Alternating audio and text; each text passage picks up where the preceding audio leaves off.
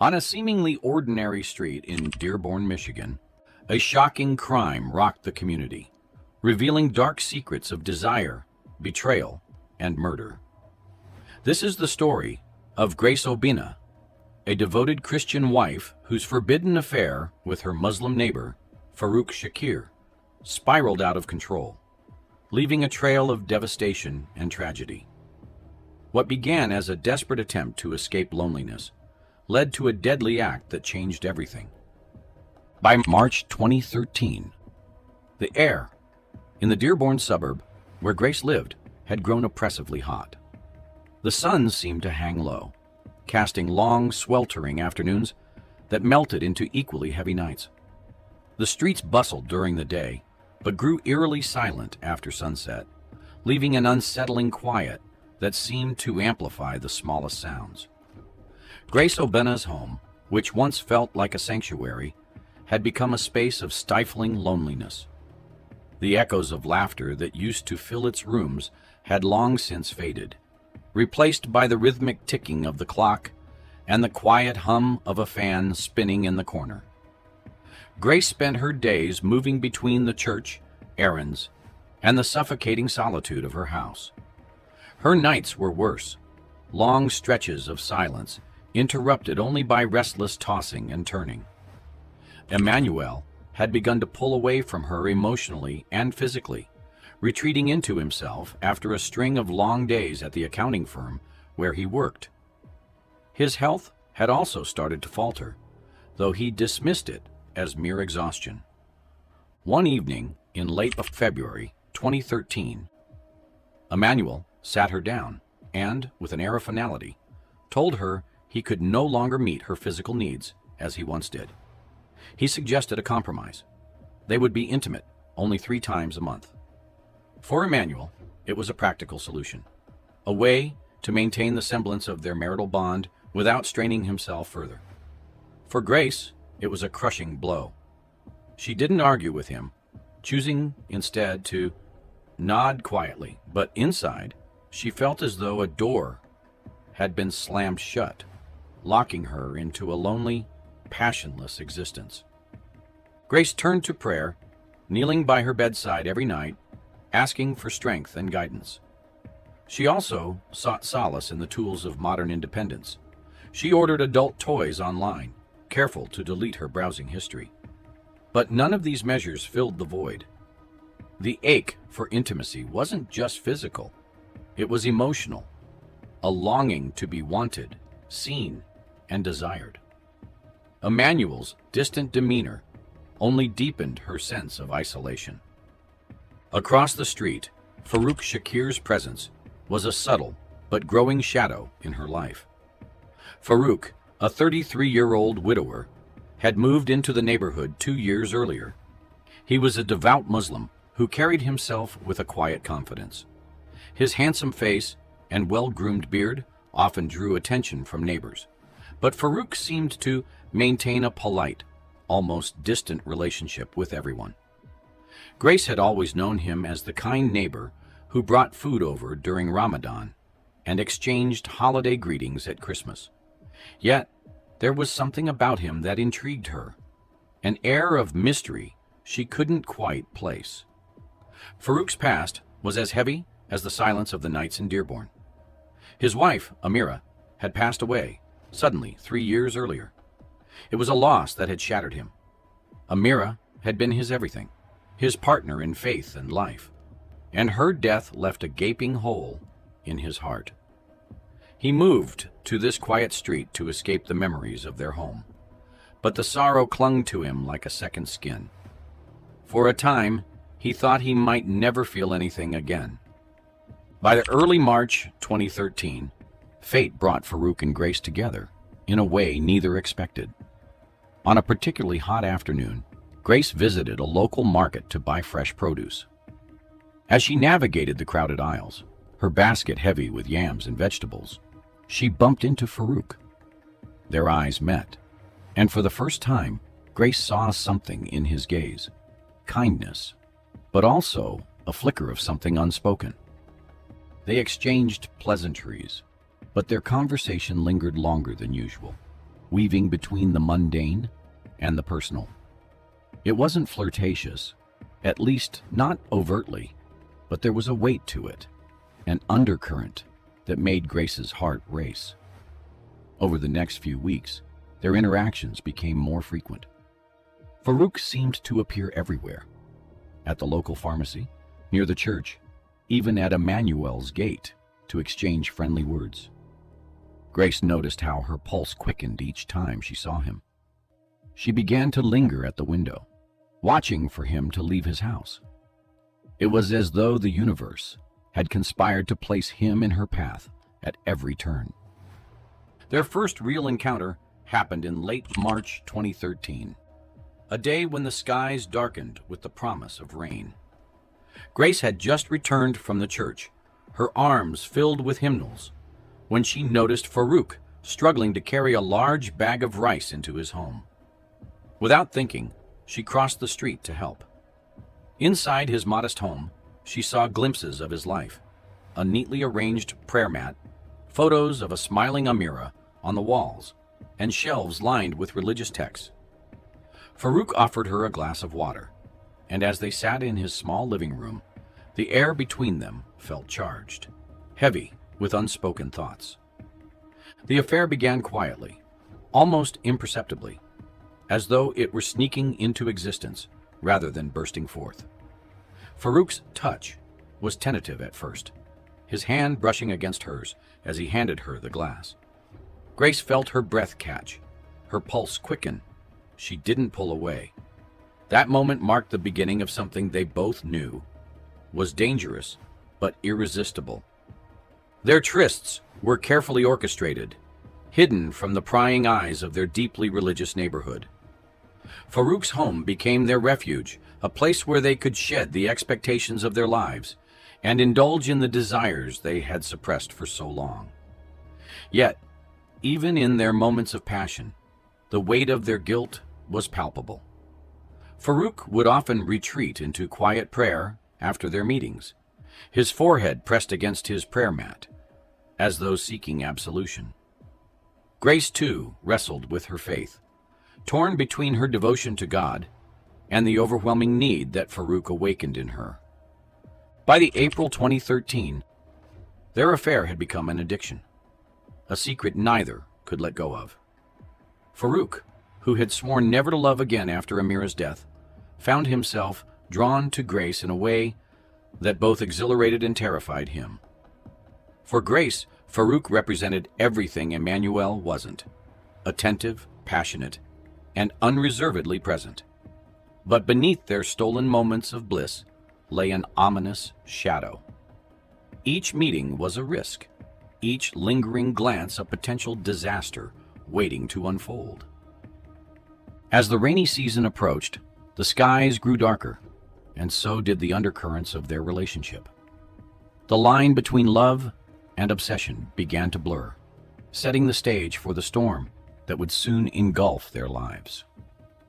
By June 2013, Emmanuel Obinya had grown uneasy. The changes in Grace were no longer subtle. They were glaringly obvious. Once a vibrant and affectionate wife, she had become withdrawn, lost in her own world.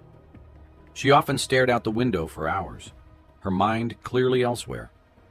Her once melodic laughter, which had filled their home, was now rare and forced. Emmanuel noticed how she lingered outside longer than usual after errands, how her phone was always locked, and how her late-night prayers had become less frequent. His instincts told him something was terribly wrong. Emmanuel's world revolved around order. As an accountant, he was meticulous and careful, applying the same discipline to his personal life. He had always trusted Grace, believing their bond was unshakable despite the strain caused by his declining health and their dwindling intimacy. But this trust began to waver. Grace's sudden absences, her distracted gaze, and the faint scent of unfamiliar cologne on her clothes made Emmanuel's stomach churn with unease. One evening in July 2013, Emmanuel made a quiet decision to uncover the truth. He had noticed Grace sneaking out late at night under the pretense of visiting a church member in need. This time, he followed her, his heart pounding as he trailed her from a safe distance. Dearborn was dark and quiet, the streetlights casting eerie shadows as Emmanuel moved with cautious determination. The humid air clung to his skin, and each step felt heavier than the last. As he rounded the corner, he saw her, Grace, his wife of 5 years, stepping into Farouk Shakir's house. Emmanuel froze. He stood there, hidden in the shadows, watching as the door closed behind her. The weight of betrayal hit him like a blow to the chest. He felt his legs weaken, his breath shallow and erratic. A sickening realization crept over him. Everything he had ignored, every warning sign he had dismissed, had led to this moment. Emmanuel waited outside Farouk's house for what felt like an eternity. When Grace finally emerged, her hair slightly disheveled and her steps hurried, he didn't approach her. Instead, he walked home, each step feeling like he was carrying the weight of the world. That night, when Grace returned, Emmanuel confronted her. His voice was trembling, his face pale. The anguish in his eyes cut through Grace like a knife. What followed was a storm of emotions. Emmanuel's hurt erupted in waves, his grief spilling out in broken sentences. He demanded to know how long it had been happening, what he had done to deserve such betrayal. Grace, overwhelmed by guilt and shame, could barely respond. She broke down, pleading for forgiveness, swearing it would never happen again. The days that followed were a whirlwind of pain and reflection.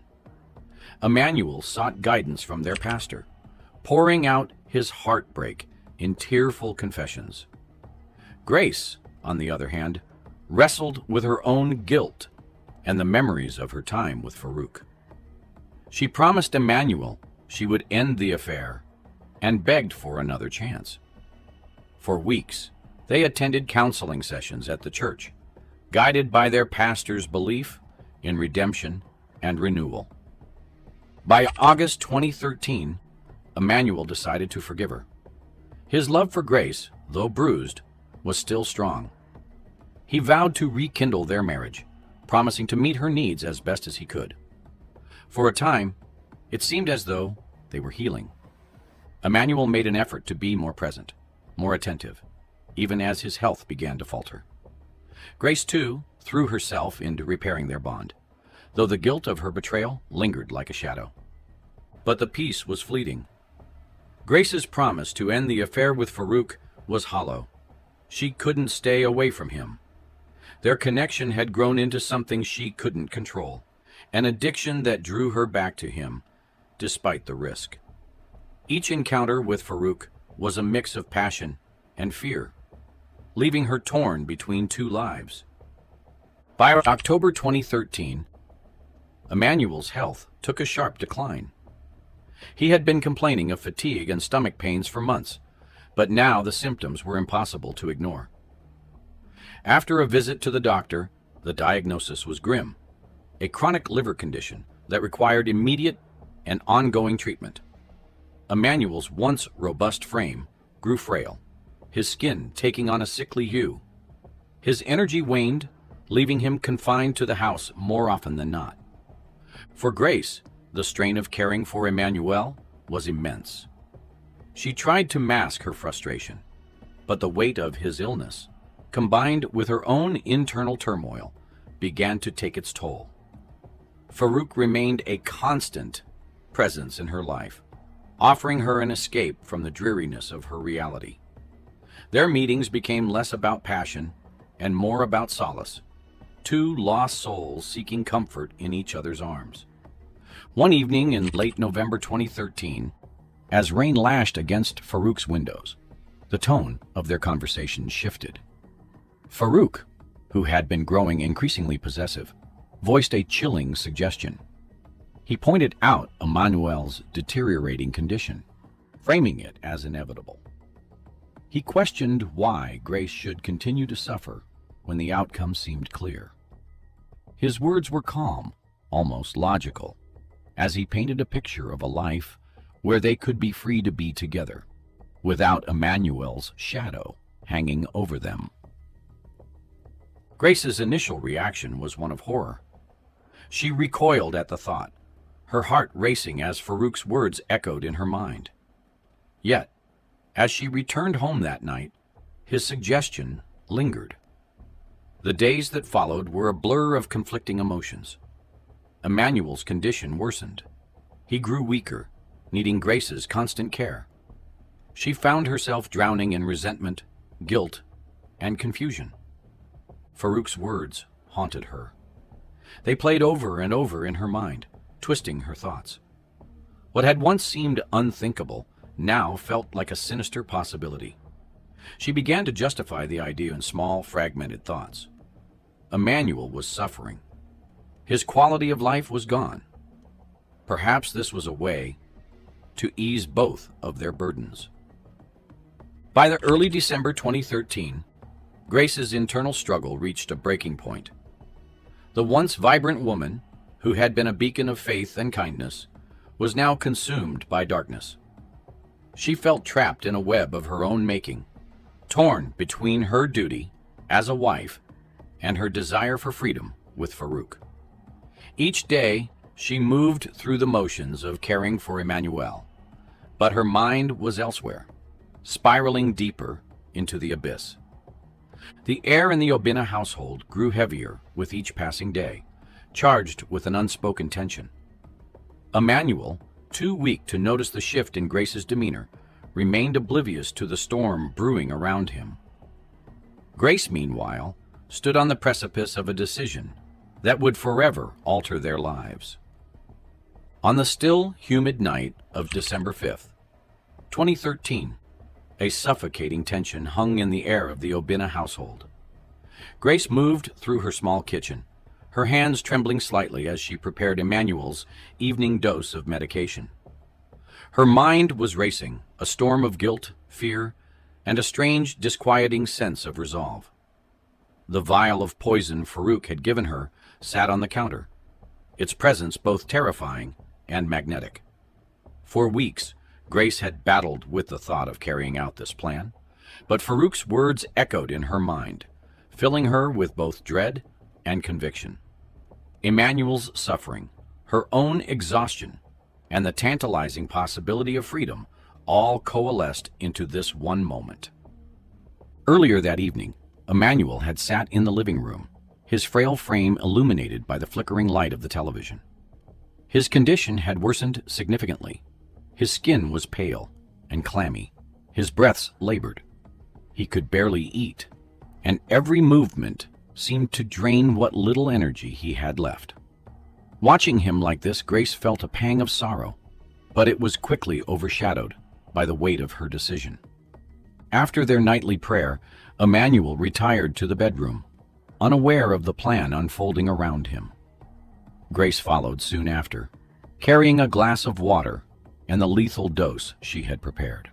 Her hands shook as she handed it to him, her heart pounding so loudly she feared he might hear it. Emmanuel smiled weakly as he took the medication, his trust in her as unshakable as ever. Grace stayed by his side, watching as he drifted into what would be his final sleep. Within hours, Emmanuel's breathing slowed, and his body grew still. The room was eerily quiet, save for the ticking of the wall clock. Grace sat frozen by the bedside, her eyes fixed on his lifeless form. The enormity of what she had done began to settle over her like a suffocating fog. She wanted to cry, to scream, but no sound came out. Her hands were cold and numb, and her chest felt hollow. As the clock struck midnight, Grace forced herself to move. She wrapped Emmanuel's body in a sheet and dragged it out to the backyard, her movements mechanical, almost detached. The night was dark, the moon obscured by heavy clouds, and the silence of the neighborhood amplified every sound she made. Digging the grave was grueling work. The soil was hard and unyielding, and Grace's arms ached with every stroke of the shovel. Sweat poured down her face despite the cool night air. As she worked, Grace was unaware that someone was watching. Mrs. Adeyemi, An elderly widow who lived next door had been unable to sleep and had noticed Grace's silhouette in the backyard. Peering through her curtains, she saw Grace digging, her movements frantic and desperate. Though she couldn't make out the details, an uneasy feeling crept over her, and she decided to keep an eye on the situation. By the time Grace finished burying Emmanuel's body, the first hints of dawn were breaking over the horizon. She covered the disturbed soil with a few pots of flowers, hoping to mask the evidence of her crime. When neighbors began their morning routines, Grace put on a somber expression, spreading the story that Emmanuel had passed away peacefully in the night and had been taken to his village for burial, in keeping with tradition.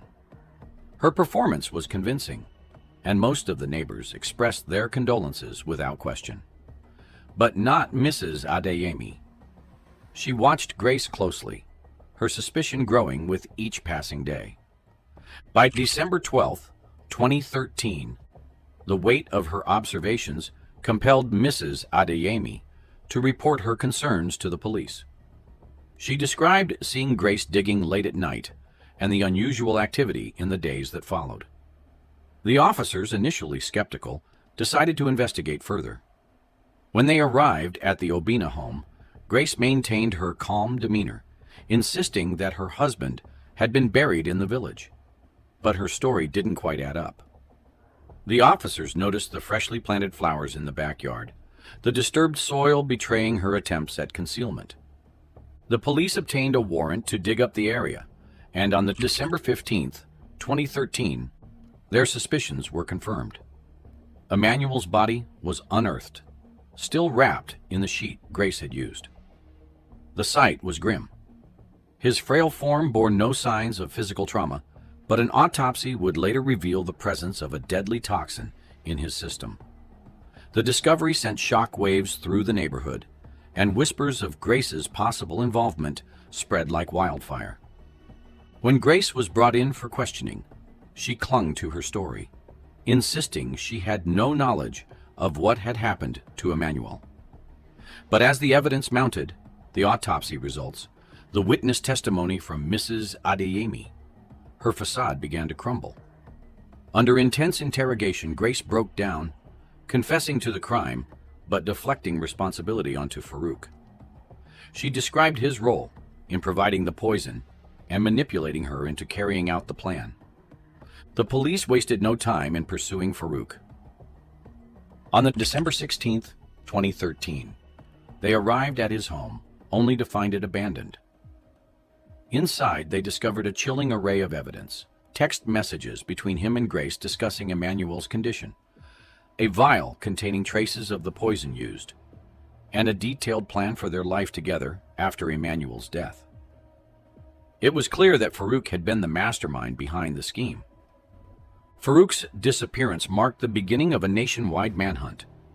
The police combed through every lead, questioning his acquaintances and tracking his financial transactions. But Farouk had planned his escape well.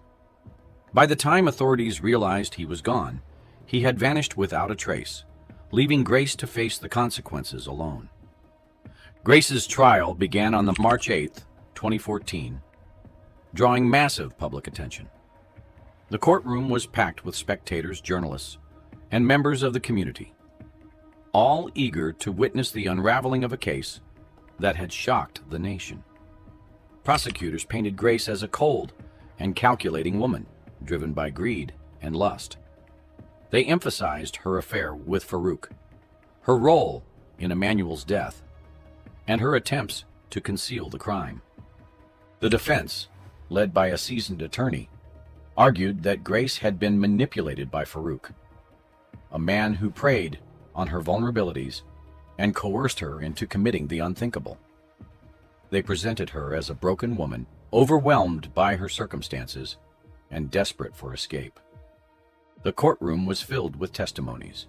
Neighbors, church members, and even family members shared their perspectives, painting a complex picture of Grace's life and choices. The most damning evidence came from Emmanuel's autopsy report and the text messages exchanged between Grace and Farouk. Together, they revealed the calculated nature of the crime, leaving little room for doubt. On May 20th, 2014, the jury returned a guilty verdict. Grace was sentenced to life in prison without the possibility of parole. As the verdict was read, Grace sat motionless, her face a mask of resignation.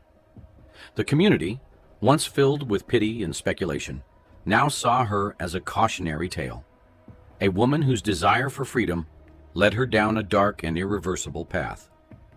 Farouk's absence, however, left an unsettling void. Though Grace bore the weight of justice, the shadow of her missing accomplice lingered, a chilling reminder of the depths to which human desires can plunge.